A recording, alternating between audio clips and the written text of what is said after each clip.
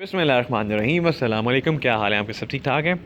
हम लोग अक्सर ये भूल जाते हैं कि हमारे पेरेंट्स का हमारी ज़िंदगी में कितना बड़ा रोल होता है, कितनी बड़ी कंट्रीब्यूशन होती है। आज मैं जिस मकाम पे हूँ वो मैं अपने माँ बाप की वजह से हूँ। बेशक अल्टीमेट क्रेडिट अल्लाह सुब्हानहू तआला को और नबी करीम सल्लल्लाहु अलैहि वसल्लम को जाता है, लेकिन दुनिया में जो क्रेडिट है वो मेरे पेरेंट्स को जाता है। ठीक है, और हम लोग ये भूल जाते हैं कि हमारे माँ बाप ने हमारे लिए कितना कुछ किया होता है। और जब हम बड़े हो गए ये स्टूपिड सी लॉजिक्स देते हैं ना, हमारे पेरेंट्स को तो हमारी समझ ही नहीं आती, हम क्या चाह रहे हैं, हम क्या कैरियर चूज़ करना चाह रहे हैं, उनको समझ नहीं आ रही। ये हमारी बड़ी स्टूपिड सी लॉजिक होती है। जब हम छोटे होते हैं, जब हम पहला कदम अपना उठाते हैं, तो उस टाइम हमारे माँ बाप भी मौजूद होते हैं। जब हम उस टाइम नहीं सही तरीके से बोल पा रहे होते तो हमारे माँ बाप भी होते हैं जो हमारी सारी बातों को समझ रहे होते हैं। और एक फ़ादर जो है ना, फ़ादर, वो आप चाहे बेटा हो या बेटी हो, वो उसका रोल मॉडल होता है, वो उसका आइडियल होता है।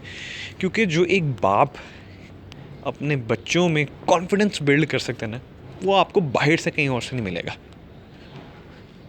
ठीक है जी, समझिए इस बात को कि अगर आज आप किसी कंपनी के एज एन CEO लगे हुए हैं, या कोई टॉप रेटेड फ्रीलांसर हैं, या बहुत एक अच्छी जॉब पे हैं, या अपना कोई बिज़नेस चला रहे हैं, या कुछ भी कर रहे हैं ज़िंदगी में कामयाब हैं, तो उसमें सबसे ज़्यादा जो रोल है ना वो आपके वालिद मोहतरम का है। आपकी वालिदा का भी है, लेकिन आपके वालिद मोहतरम का रोल उसमें बहुत ज़्यादा है।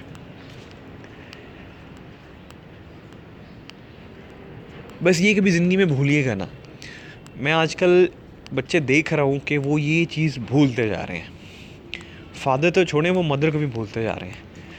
हमारे मुल्क में ओल्ड होम्स बहुत ज़्यादा बनते जा रहे हैं।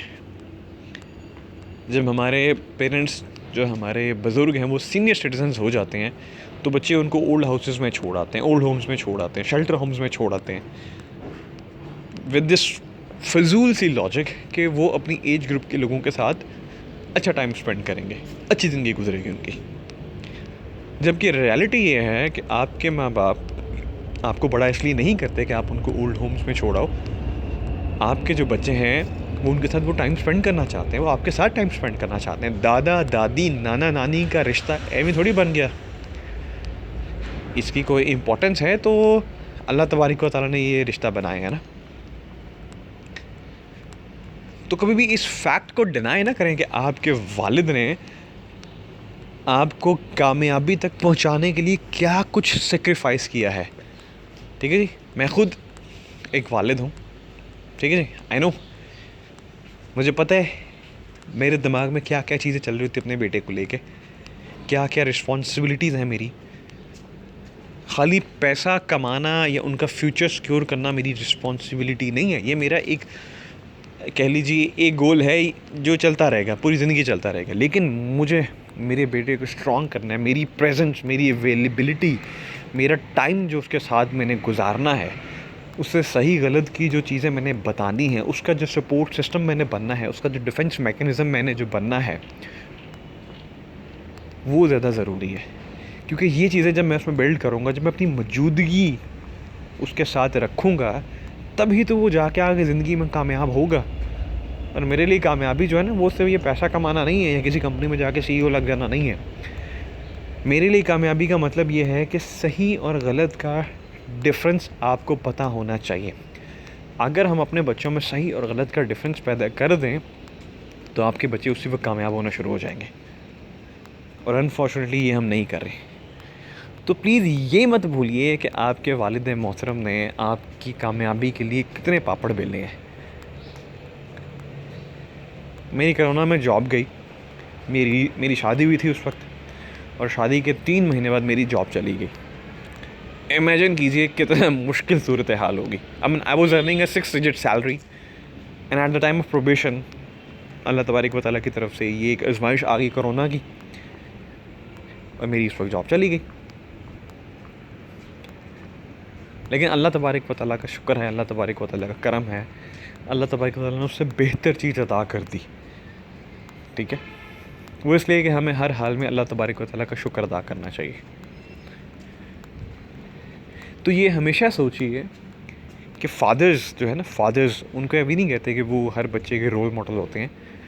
कॉन्फिडेंस बिल्डिंग के अंदर जो मेन रोल अदा करते हैं वो आपके वालिद मोहतरम अदा करते हैं। आपकी तालीम व तरबियत के अखराजात जो उठाते हैं, आपके सारे आपके फाइनेंशियल एनालिस्ट जो है ना वो आपके वालिद हैं। अब बहुत से लोग कहेंगे और भाई कुछ की तो वालदाएँ भी कमाती हैं। देखिए, मैं एक ब्रॉडर पर्सपेक्टिव में बात करता हूँ, ठीक है जी। रिस्पॉन्सिबिलिटी तो मर्द की होती है ना, as being a husband, as being a son, as being a father, as being a brother, ये रिस्पॉन्सिबिलिटी तो उसकी है ना। हमारे दीन में कहीं पे औरत के कमाने का जिक्र नहीं है। मजबूरी में एक अलग बात है, लेकिन रिस्पॉन्सिबिलिटी ये मर्द की है। अगर मर्द अपनी ज़िम्मेदारी छोड़ के औरत को बाहर भेज दे कमाने के लिए तो मैं उसको अच्छा मर्द नहीं कहूँगा, क्योंकि हमारा दीन कहता है ये मर्द की रिस्पॉन्सिबिलिटी है। औरत को अगर आपने घर में रखा है तो वो कैद करना नहीं होता। घर एक मजबूत किले की तरह है, एक किले की मानंद है, क्योंकि बाहर जो है ना बेहयाई और क्या बोलूँ मैं आपको, इतना कुछ गलत बाहर है। और जब एक औरत बाहर निकलती है तो उसके लिए कितना मुश्किल होता है वो मैं समझ सकता हूँ, मुझे आइडिया है उस चीज़ का। और मर्द को इसीलिए, जैसे कहते हैं ना हमारे सोसाइटी में बोलते हैं कमाऊ पुत्र, वो एक्चुअली कमाऊ पुत्र नहीं होता। वो अपने जो है लव्ड वंस को, अपनी बेटर हाफ को, अपनी मदर को, अपनी सिस्टर को, या जो भी उसकी बेटी है उसको बाहर की वो जो गलीज़ दुनिया है, गलीज़ नज़रों वाले लोग हैं, उन लोगों से बचा के इस घर में महफूज किले में रखता है। और ख़ुद वो सारी मुश्किलात झेल के वो सारे के सारे जो एक्सपेंसेस हैं उन लोगों के बियर करता है, उनकी ख्वाहिशात पूरी करता है। तो आप सोचिए, आपके वालिदैन ने, आपके ख़ास तौर पे पेरेंट्स ने, आपके फादर ने आपकी ख्वाहिशें पूरी करने के लिए क्या कुछ नहीं किया। He is your financial analyst, he is your financial adviser, he is your career counsellor, he is your motivational speaker, he is your trainer, he is your real mentor, he is your educator. हम उनको छोड़ के दूसरों के सुनते हैं, हम पैसे दे के ट्रेनर्स को चीज़ सीखते हैं, अपने पेरेंट्स से कनेक्ट नहीं करते। तो बस कहने का मकसद यही था कि अपनी ज़िंदगी में कभी भी ये मत सोचिएगा कि आपके वालिद ने आपके लिए कुछ भी नहीं किया। हर इंसान के वालिद ने अपनी हैसियत के मुताबिक अपनी औलाद के लिए सब कुछ किया होता है। बस औलाद उस नज़र से नहीं देखती। जिस दिन औलाद उस नज़र से देखेगी ना कि मेरे वालिद ने मेरे लिए क्या किया है, तो उस दिन उनको समझ आ जाएगी कि वालिद का और बेटे का या वालिद का और बेटी का रिश्ता क्या होता है। ठीक है जी। आई होप आपको समझ आई होगी, एहसास हुआ होगा। बस मैं ये चाहता हूँ कि ये जो एहसास है, ये जो समझ है ना, ये आपको तब ना आए जब आप खुद बाप बने। ये आपको तभी आ जानी चाहिए जब आप 17-18 साल के हो ना, तो आपको समझ आनी चाहिए कि आपके पेरेंट्स ने आपके लिए कितना कुछ किया है। हमारी सोसाइटी में हमें एहसास तब होते हैं या तो जब हमारे पेरेंट्स हमसे दूर चले जाते हैं, या तो जब हमारे पेरेंट्स जो हैं अल्लाह सुब्हानहू तआला को प्यारे हो जाते हैं, ठीक है जी, या जब हम खुद जिसे कहते हैं ना पेरेंटहुड में एंटर हो जाते हैं। लेकिन तब तक ये बहुत लेट हो जाता है। तो अगर हम उसको अर्ली एज पे एक्सेप्ट कर लें, अर्ली एज पे आइडेंटिफाई कर लें, अर्ली एज पे समझ लें कि हमारे पेरेंट्स ने हमारे लिए कितना कुछ किया है, हमारे पापा ने हमारे लिए कितना कुछ किया है, हमारे बाबा ने हमारे लिए कितना कुछ किया, हमारे अब्बू ने हमारे लिए कितना कुछ किया है, हमारे अब्बा ने हमारे लिए कितना कुछ किया है, तो हम समझ जाएंगे। अपना ढेर सारा ख्याल रखिएगा, दुआ में याद रखिएगा, अपने वालिद मोहतरम की रिस्पेक्ट कीजिएगा, दिल से प्यार कीजिएगा। और एक काम कीजिएगा, अभी उठिए और जाके उनको जप्फी डालिए, एक ज़ोर से जप्फी डालिए और कहिए शुक्रिया, थैंक यू कहिए। क्योंकि आज आप जिस मकाम पे हैं उसका क्रेडिट आप अपने वालिद मोहतरम को ही देंगे, उन्हीं की वजह से हैं। आपकी वालदा की भी है इसमें क्रेडिट, लेकिन मैं वालिद मोहतरम को इसलिए कह रहा हूँ क्योंकि वो हमेशा आपको फाइनेंशियली सपोर्ट करते रहे हैं। वो आपका बैंक बैलेंस है, वो आपका ATM कार्ड है, वो आपका डेबिट कार्ड है, वो आपका क्रेडिट कार्ड है, वो आपका वॉलेट है, वो आपका हर कुछ है।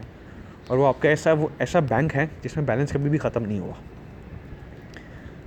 अपना ढेर सारा ख्याल रखिएगा, दुआ में याद रखिएगा। पाकिस्तान जिंदाबाद।